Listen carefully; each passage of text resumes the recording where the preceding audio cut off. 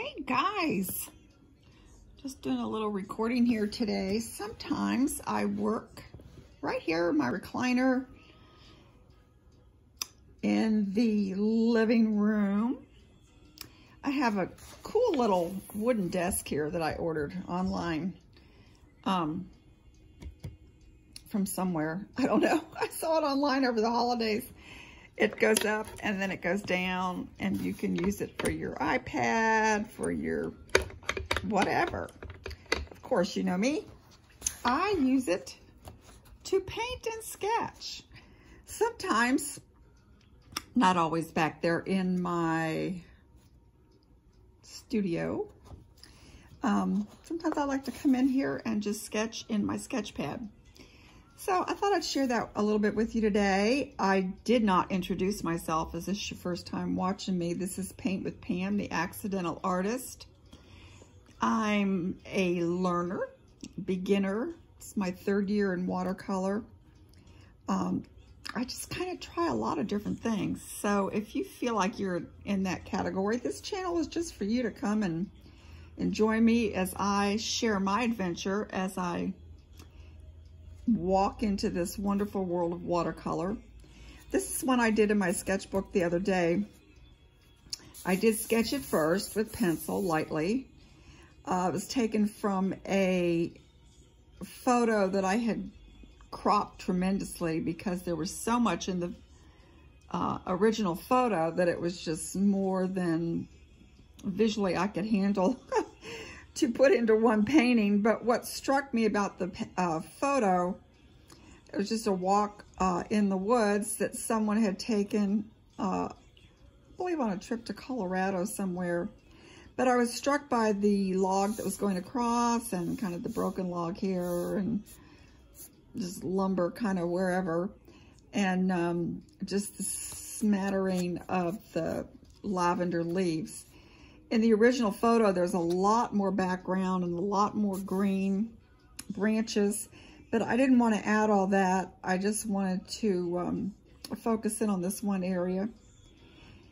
I do enjoy making bark textures, and I think this one, if I were to analyze it myself, I think it probably needs a little more definition to my trees to separate them a little bit more from one another, but I'm pleased with it for the moment. One thing I have learned in my watercolor journey is to take your time, try something more than once. If you don't like it the first time, just try again, take what you've learned and work on it again. So I'll probably do that. Actually, I did work on this one over 2 days. Because I sketched it, I did a foundational, just the background wash, and kind of, I used green gold from Daniel Smith, let that dry. Then I did leave these areas white, and then I came back in and sketched again, and did some more detail work the next day.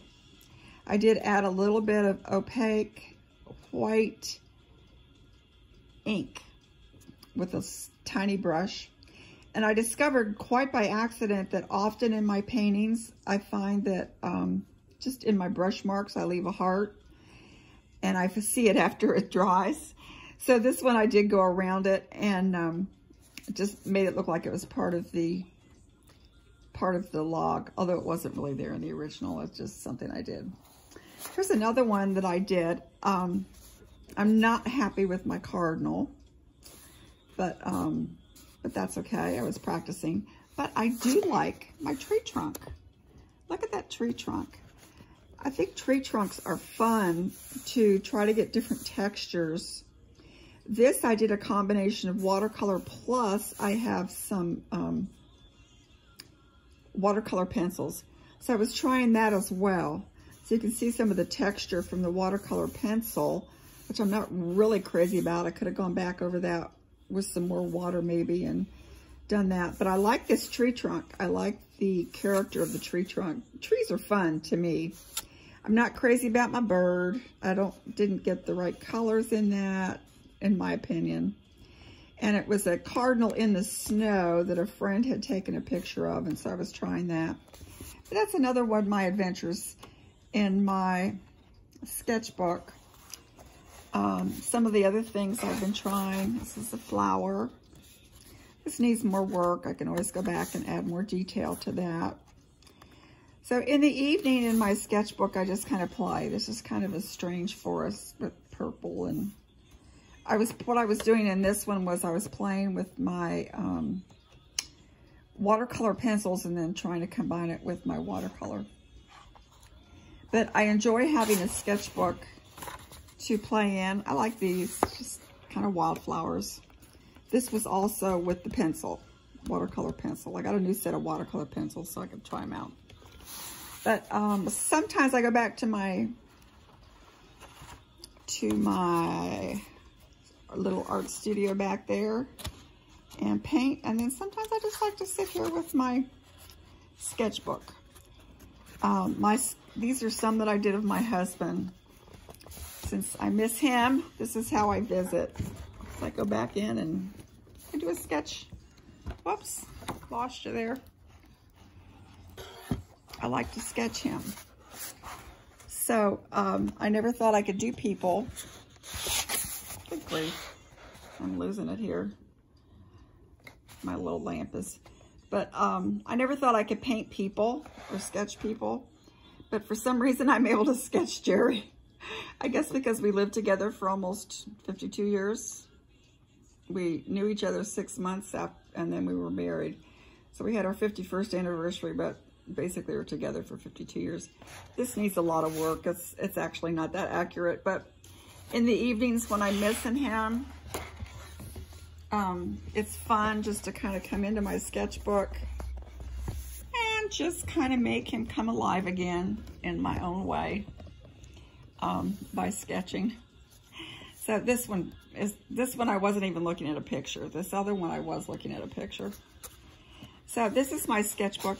And then I just kind of did this. I was watching TV, and I just did this with ink. So there are all kind of different ways that I experiment and play with my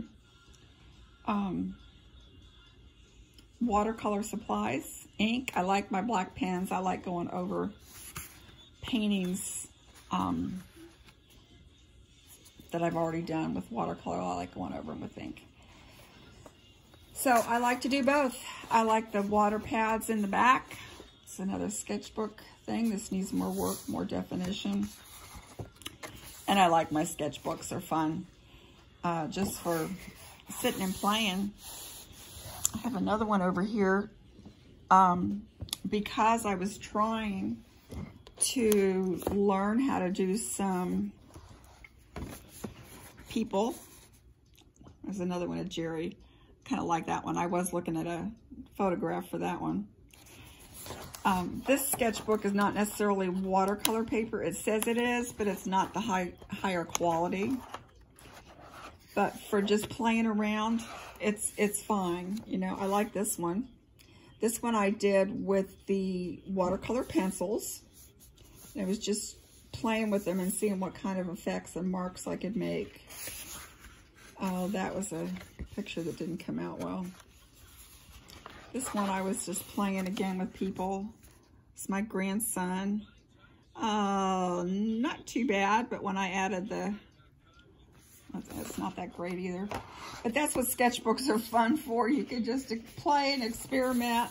That one kind of came out kind of cool. So I just thought I'd share that for a minute. Some of the differences between the good paper and the sketchbooks. This particular this is just a less expensive, fun sketchbook that I got. This particular sketchbook I have multiples of, and I reorder them when I'm low. And this is by Etcher, E-T-C-H-R, Etcher. I don't know if you can see it on the bottom here. It's Etcher, the perfect sketchbook. Their paper is 140 pounds, and it is high quality watercolor paper. And it holds up really, really well to the watercolor paints, and I really love their sketchbooks.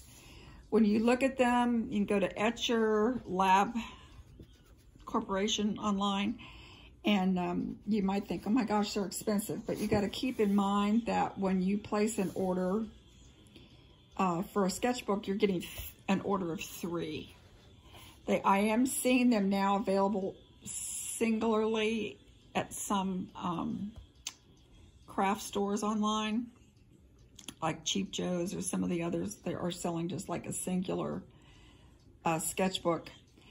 But even though I've only been painting for 3 years, I have found that for my experience, it's worth it to pay that little bit of extra money to get the better quality paper. At least 140 pound and 100% cotton rag, not with the cellulose. In their sketchbooks, they use the Fabriano paper, which is really good. My other choice of paper when I'm painting from the pads and watercolor blocks, I use Arches. 100% cotton. And I do have a surprise coming. I splurged on myself. I told my daughter I made a totally frivolous art purchase, and when that comes in a couple of weeks, I'll show you what it is. But I wanted to share this with you today and how I enjoy my notebooks, as well as working back there in my studio, and my little bamboo table that goes up and down, and even has a little drawer over here so I can just keep things, and I keep my water and stuff here next to me here, sitting in my recliner. So that's it for today. I hope you enjoyed Paint with Pam, the Accidental Artist. Please come back and visit my channel again. I would like to build it up just to encourage other watercolor artists who are following along in my journey, and in your own journey, maybe just starting and beginning and want to see what else somebody else is doing as they learn watercolor as well. It's a fun medium, and I absolutely love it. So like, subscribe, and hit that little bell, and that will give you a notification when I put up a new video. So thanks for coming, and I appreciate it. This is Paint with Pam, the Accidental Artist. Bye.